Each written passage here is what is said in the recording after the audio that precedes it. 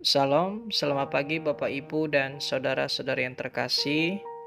Kembali kita bertemu dalam program Repa pagi ini. Pagi ini kita mau belajar dari Injil Matius pasal 5 ayat 44 sampai 45 dan dilanjutkan ayat 48. Demikian firman Tuhan. Tetapi aku berkata kepadamu, kasihilah musuhmu dan berdoalah bagi mereka yang menganiaya kamu, karena dengan demikianlah kamu menjadi anak-anak Bapamu yang di surga, yang menerbitkan matahari bagi orang yang jahat dan orang yang baik, dan menurunkan hujan bagi orang yang benar dan orang yang tidak benar. Karena itu haruslah kamu sempurna, sama seperti Bapamu yang di surga adalah sempurna. Bapak, Ibu dan Saudara yang terkasih dalam Tuhan Yesus, ini merupakan pengajaran yang diberikan oleh Yesus kepada banyak orang di Galilea pada saat itu, khususnya di atas bukit. Yesus berkata dalam pengajaran begitu banyak kepada mereka. Salah satunya pengajaran Yesus adalah mengasihi musuh. Untuk itu tema kita pada pagi hari ini adalah mengasihi atau membenci. Bapak, Ibu dan Saudara yang terkasih dalam nama Tuhan Yesus, kedua kata ini sangat bertolak belakang. Di mana kalau kita mencari definisi dari membenci adalah tindakan yang tidak baik, merasa kecewa, ada rasa tidak senang kepada orang lain. Namun dari ayat yang telah kita baca tadi, Yesus sendiri sebenarnya memberikan pengajaran kepada kita, memberikan suatu teladan kepada kita bagaimana kita dalam kehidupan kita bisa saling mengasihi. Kita memang susah untuk memaafkan. Kita terkadang merasa dendam. Kita terkadang merasa terpojok. Mungkin dalam tindakannya, dalam perkataannya. Tetapi kita mau menjadi pembeda.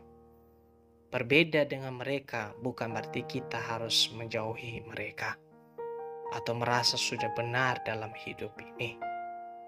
Kita mau mengasihi sama seperti Yesus Kristus yang menjadi teladan bagi kita semua. Nah, dengan apa kita bisa saling mengasihi? Dengan apa kita bisa mengasihi musuh kita? Yang pertama yang harus kita lakukan adalah kita mendoakan dia. Yang perlu yang kita lakukan adalah kita mendoakan dia supaya dia juga dibukakan hatinya oleh Tuhan untuk bisa dapat berubah, mungkin dalam tindakan, dalam ucapan, dalam sikapnya. Kita tidak boleh ada rasa dendam. Jangan hanya orang yang mengasihi kita, kita juga mengasihi. Tetapi Yesus memberikan, Yesus menyampaikan kepada kita, yang terpenting adalah kita mendoakan dia. Kita mendoakan yang terbaik supaya juga dia diberkati oleh Tuhan. Yang kedua yang bisa kita pelajari adalah kita harus menjadi teladan bagi mereka.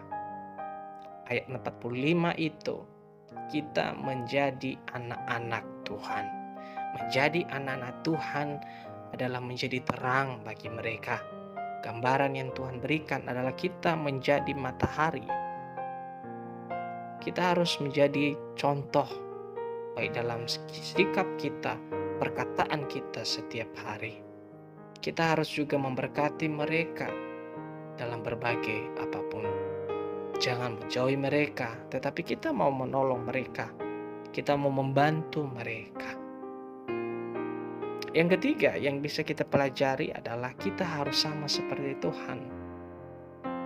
Menjadi sama seperti Tuhan adalah kita juga harus mengintrospeksi diri kita sendiri. Hal apa sebenarnya yang harus kita rubah dalam hidup ini?